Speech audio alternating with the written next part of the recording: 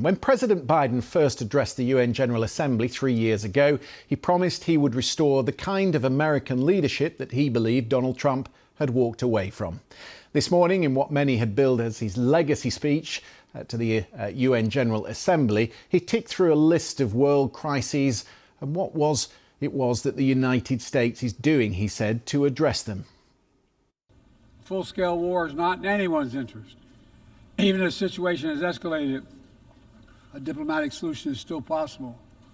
In fact, it remains the only path to lasting security to allow the residents from both countries to return to their homes and the border safely.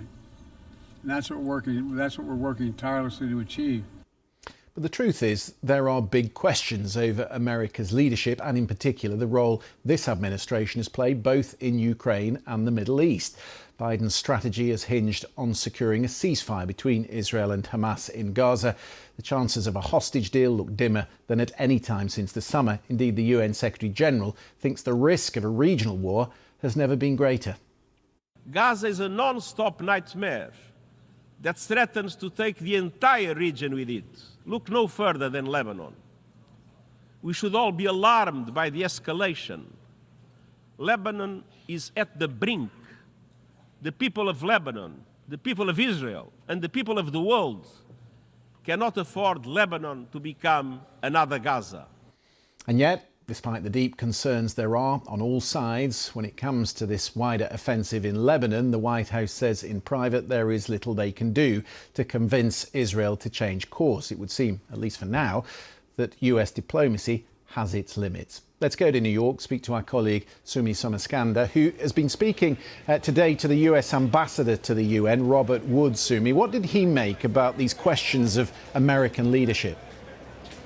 Robert Wood, as you mentioned there, Christian, is the alternate representative to the UN here. And we spoke to him a bit about these limits of diplomacy that you just referred to. Look, coming into this general debate today here at the United Nations, we heard the U.S. delegation and the State Department as well, officials there saying that the U.S. wanted to present concrete plans for how to defuse the situation that is currently happening in Lebanon. And indeed, that is what we heard from that clip from President Biden as well. He said a diplomatic solution is the only way forward. Now, the U.S. has been clear that it believes a ceasefire agreement and hostage release deal would be one way to actually lower the temperature in Lebanon as well. But we put all of that to Robert Wood and we asked him about what those concrete plans are that they meant to present here to all parties to try to bring some sort of off-ramp into the picture. This is what he told us.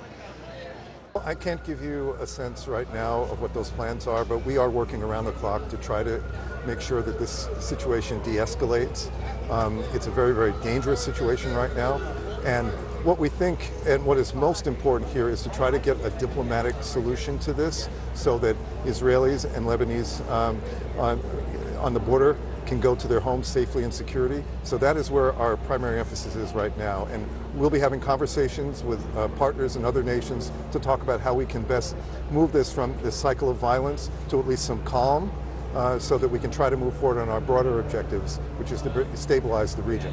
We heard from President Biden that a diplomatic solution is the only way forward. However, are you concerned about the tones that we're hearing from both the Israelis, the Prime Minister Netanyahu saying they will not stop striking Hezbollah targets, and also from Hezbollah that has also vowed not to stop striking across the border as well? Well, we think these kinds of statements are not helpful. It's in the best interest of the whole entire region for there not to be a war. So no one has an interest in trying to take this to a different level right now. So again, we want to have the international community focused on trying to reduce tensions, and while we're trying to work on this diplomatic solution, and that's where the focus has to be right now. That's really interesting. We'll pick up some of that with our panel in a second. But before I let you go, Sumi, I know you've been also speaking to Jens Stoltenberg, the outgoing Secretary General of NATO. Some pretty strong words in the last hour or so from President Zelensky, who's been addressing the UN Security Council. What does he make about this pending decision on whether to let the Ukrainians use these longer-range missiles?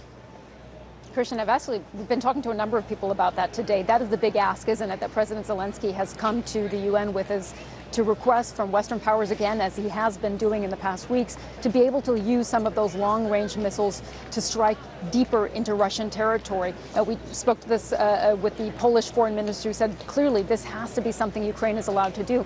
Jens Stoltenberg was pretty clear on his position as well, that he wants to see Ukraine be able to use these weapons because he believes it's the only way to be able to deter Russia and provide some sort of path to peace. So we have a clip of what he told us a little bit earlier. According to international law, Ukraine has the right to self-defense, and self-defense includes the right to strike legitimate military targets on the territory of the aggressor. And therefore I welcome that many allies have no restrictions on the use of weapons. You want the U.S. to do so as well? I welcome that allies, including the United States, has loosened up the restrictions because compared to where we were some months ago, allies, also the United States, have loosened up the restrictions on how to use their weapons, and I welcome the fact that there is an ongoing consultation among allies on this issue. What about the fact that President Putin has said doing so would amount to the West waging war on Russia? I know in the past that President Putin has used some of these threats, nuclear threats. Are you concerned that this time could be the case? Since the beginning of this war, Russia has threatened us and tried to coerce us from supporting Ukraine. And of course, in a war, there are no risk-free options. But I believe that the biggest risk will be if President Putin wins. And therefore, I believe that we need to provide Ukraine with the weapons they need to ensure that President Putin understands that he will not win and has to sit down and agree a solution for Ukraine where they provide as a sovereign independent nation. So the NATO Secretary General, Christian, they're very clear, as was the Polish foreign minister.